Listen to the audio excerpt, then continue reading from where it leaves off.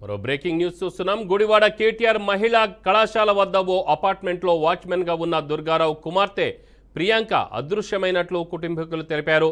Polytechnic first year చదువుతున్న యువతి శనివారం కాలేజీకి వెళ్లి తిరిగి రాకపోవడంతో ఆందోళన చెందుతున్నారు. అయితే అదే అపార్ట్మెంట్లో నివాసం ఉంటున్న వివాహితుడు రాహుల్పై అనుమానం వ్యక్తం చేస్తున్నారు.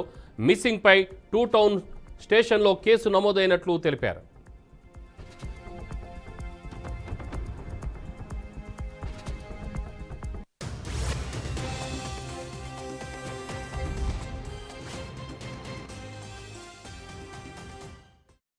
సార్ మా పాప చదివించుకుంటున్నాం పాలిటెక్నిక్ కాలేజ్.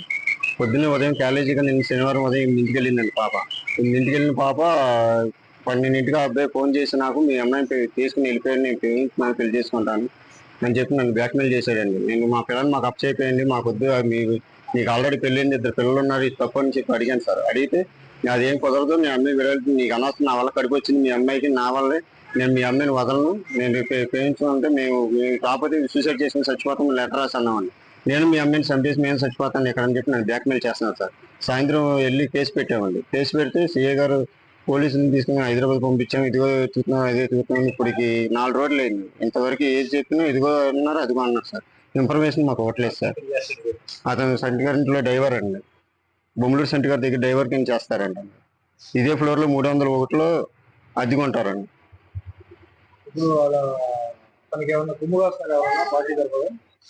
బొమ్మలూరు సెంటర్ గారు ఇది బెయిల్ గురించి తిరుగుతున్నారని తెలిసింది సార్ మాకు. అదే సార్, అది ఎవరో సపోర్ట్ ఉండబట్టే కదా సార్, ఎక్కడో దాని బెయిల్ అంటే ఎవరో సపోర్ట్ ఉండబట్టే కదా సార్. అంత ఇదిగా దాక్కున్నా హైదరాబాద్ వెళ్ళి ఫోన్లు ఆఫ్ చేశారు సార్. సిగ్నల్ లో కార్ దొరికింది కదా సార్, ఎక్కడో ఒకట కార్ వేసుకెళ్లారు. ప్రతి ఒక్క సిగ్నల్ దగ్గర అటు పట్టుకోండి ఎంతలోకండి అతన్ని. అది కావాలన్నా ఎవరో మ్యాప్ చేయబట్టే ఫోన్ స్విచ్ ఆఫ్ చేసి ఎవరి ద్వారా అప్పు చెప్పండి సార్. వెళ్ళి 4 రోజులు అయింది సార్. పిల్ల ఇప్పుడు వరకు ఎలా ఉందో తెలియదు. ఇప్పుడు వరకు మాట మంచి కూడా లేదు సార్. ఆ అబ్బాయి ఫోన్ ఏమో స్విచ్ ఆఫ్ చేశాడు. ఆ అబ్బాయి చేసి చెప్పబట్టే మాకు తెలిసింది సార్. లేకపోతే ఆ అబ్బాయితో వెళ్ళిందని మేము ఎందుకంటాం సార్. ఇప్పుడు అతను మీ అమ్మాయి నా దగ్గరే ఉందని చెప్పాడమ్మా. చెప్పాడు సార్, చెప్పాడు, మాట్లాడిచ్చాడు సార్, మాట్లాడిచ్చాడు సార్. తను ఏం చేయమంటారమ్మా అని అందంతేనండి. ఇంకా అసలు ఏం మాట్లాడతలేదండి. అసలు ఆ పిల్ల 2 సార్లు అంది ఏం చేయమంటావు, ఏం చేయమంటావు అని ఆపేసిందండి. ఇంకా ఆ పిల్లకి ఇవ్వలేదండి ఫోన్. ఇంకా అసలు ఫోన్ ఇవ్వలేదండి పిల్లకి. ఇక ఆయనే మమ్మల్ని బ్లాక్ మెయిల్ చేస్తున్నాడు సార్. ఇక అపార్ట్మెంట్ వాళ్ళు కూడా సార్ గారు వాళ్ళు చెప్పారు సార్, ఆ పిల్లని తీసుకొచ్చి వాళ్ళ అమ్మ నాన్నకి అప్ చెప్పేసి నువ్వు తర్వాత ఉంటే మాట్లాడదామంటే ఇక్కడ నేను సాయిరా మాటల దగ్గరికి స్వీట్ దగ్గరికి రమ్మన్నారు సార్.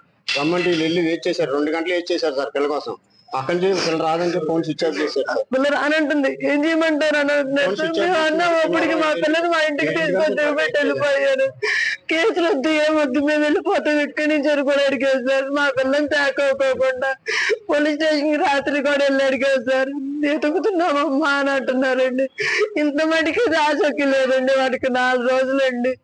ఎన్ని రోజులు ఉపయోగపడతాం సార్ మేమైనాను. మంచి చెడ్డనే తెలియట్లేదు సార్ మా పిల్ల. ఆ అబ్బాయి ఏమో ఏం చేశాడో కూడా తెలియట్లేదండి. అదేమంటే ప్రెగ్నెంట్ అయిందని చెబుతున్నాడండి మాకు.